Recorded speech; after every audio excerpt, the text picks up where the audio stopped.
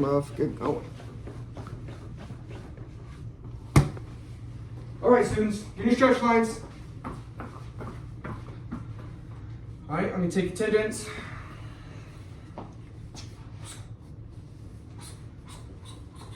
All right, let's go. High knees. When I'm ready, we'll be like pretending that they're like going down and then getting back in line and stuff. Butt kicks, ready.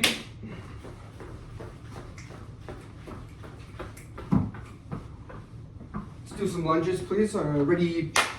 We start off our day every day with stretching to prevent injuries and get the blood flowing before we get going. All right. So let's say we just finished up our stretches. So I have my students come up and take a knee by our whiteboard, and we would have like a big whiteboard on the wall, but this is going to work for now. So, all right, students. So today we're going to be doing soccer. So we're going to be doing some lead-up drills, and then if everything's going smooth and we're working hard, we're going to finish with some 3-on-3. And so, first off, our first drill is going to be going over passing, and we're going to be focusing on our defensive slides, keeping our hips square with the ball, and we're going to be working on mirroring the ball, keeping our feet hot, and always staying engaged with the ball. And so that's going to be our first drill, and our first drill is going to have 4 cones. As you can see here, there will be 4 cones. We'll have 1 student on each cone, and then 2 students are going to be in the middle. Each station is going to have 6 groups. I have those groups set up. I'll read those off when we finish this. So we're going to have 6 students, 2 students in the middle. The 2 in the middle are going to be playing defense, mirroring the ball. All right? Any questions? No? Okay, good. So then after that, just to do a little warm up before if we do 3-on-3, we're going to keep those same 4 cones there, and we're just going to be working on passing each student. So whenever we're passing, I want you to say the name of the student you're passing to, all right? So we can practice on being vocal and communicating with our teammates. And so that's going to be our second drill. So now I'll read off those lists of the groups I want. So once I read your name, I'm going to point you to which set of 4 cones I want you to go to, all right? So we're going to be right here. I want you right there on the field. We're about to hit the field right after we get done with this. So these students, blah, blah, I'm reading the list now. And so once I get those students, tell them what troops we're in, we're going to get the soccer balls and we're hitting the field. So we're leaving the gym now and we're going to hit the field. Oh. All right.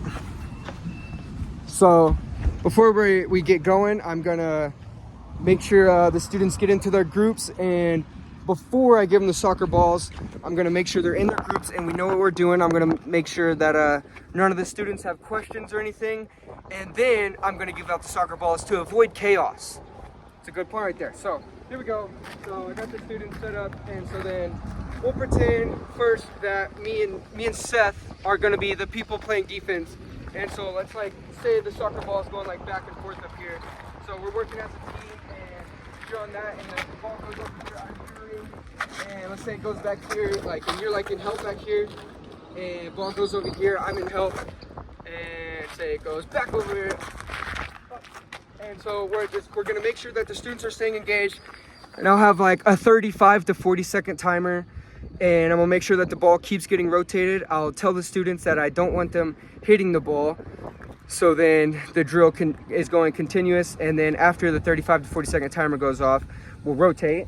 And so now we can be the offenders.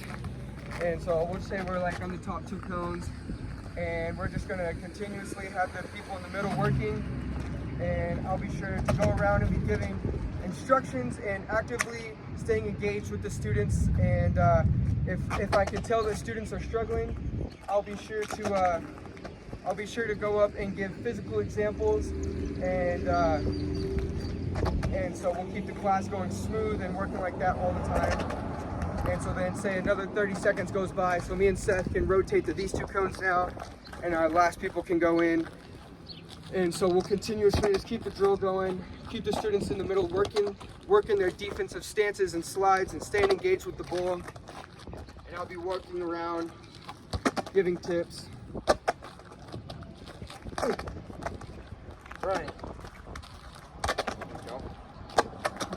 And so then once we do that for our set amount of time, we're gonna finish up that drill, and then we're gonna go set up our next drill. And so we'll stay in we'll have the same 4 cones, and we'll have 4 students passing at a time. They can pass to any of the other students, but I'll be sure to make sure that I want them saying the other student's name whenever they pass it, so then we can we want communication to be a big part of our 3-on-3s whenever we get there. So now for our next drill, we're gonna have the same 4 cones set up. I want 4 students at a cone at a time. If you're not in, I want you on the side, helping out, giving tips, chasing balls if needed. And so we'll get that one going. So me and Seth right here. I'll be sure to answer questions if they're needed. And while I'm explaining, I'll be sure to tell the students wherever the soccer ball's at, I want the soccer ball picked up, and that I want that student holding the ball to avoid chaos. And so then we can keep the class going smoothly. So then now we can practice like we got our 4 students on this cones right here. So get wherever. And so sit. Brian. Sit. Brian. Sit. Brian. I'll be sure to try to tell the students that we want soft touches whenever we're trying to catch the pass, to keep the ball in front of us, to keep possession of the ball. And whenever we are passing, we want to have smooth, good, not super tough passes, a catchable pass. And so set. Brian. We want a soft touch to keep the ball in front of our face. Set. Brian. Set. Brian. So then we're going to do that, make sure the students are rotating and all the students are getting chances to get in and pass the ball. And once we finish that, and I feel like the students have done well today, we'll move on to our 3-on-3, which is going to be our fun and competitive time of the day. So I'll make sure that the students have been behaving well and have earned this section. So we'll finish that, and I'll tell the students to come up and we'll take a knee.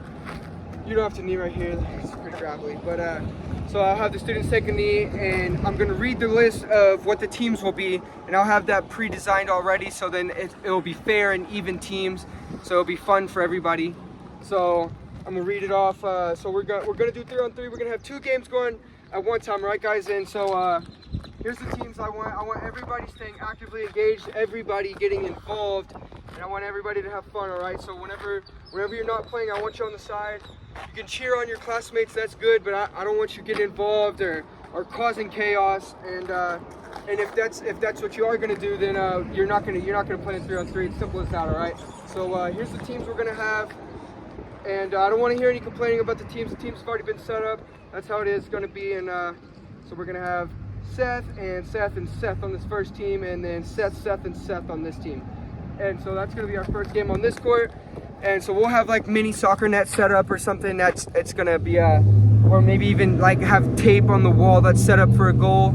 And we're just gonna keep the students going and give them something to compete in. And I'm gonna make sure to tell them one more time that I really want vocal communication between everybody, and I want everybody to be staying involved. So we'll get that going, and that'll be probably the last 15 to 20 minutes of class. And I'll be in the middle of the court, staying actively engaged, giving tips while the students are playing. And so I'm gonna be giving pointers and all that. And if I can tell that a student is struggling, I'll be sure to try to give points on what they need to change, so they can try to excel in what we're doing. And if students aren't getting engaged, then I'm gonna be sure to tell them that I'm gonna need them to get engaged, because I mean, if the grade in the class is just over active engagement and effort. So if they're not getting engaged, I'll be sure to pull them aside and try to tell them that they need to get engaged, or try to give them tips to help them get engaged. And I'll be sure to hit on if the teams aren't communicating, then that's the biggest point of the day. So I'll be sure to point that out. And so once we finish that, I'll be sure to hope that everybody was getting engaged, and we rotated often with the team, so everybody got to play. And then once we finish that, I'm going to bring all the students up, and we're gonna reflect on the day's lesson. We're gonna talk about what the students did good. I thought Seth did a really good job with effort, and we definitely need to work on skill. We need to hit some more of those offensive drills, right? Yes, sir. You need to, you got to support your teammates. Your teammates did a really good job today. I thought you could have improved quite a bit. But so we'll reflect on the lesson. I'll tell the students what I thought they did good, where I thought they struggled, and I'll be sure to take notes on the lesson once I'm done to save for myself. So whenever I come back around to a soccer lesson or this soccer lesson, I'll have something to give myself the chance to improve on the soccer lesson. So that's my lesson. I appreciate the work. Good job today.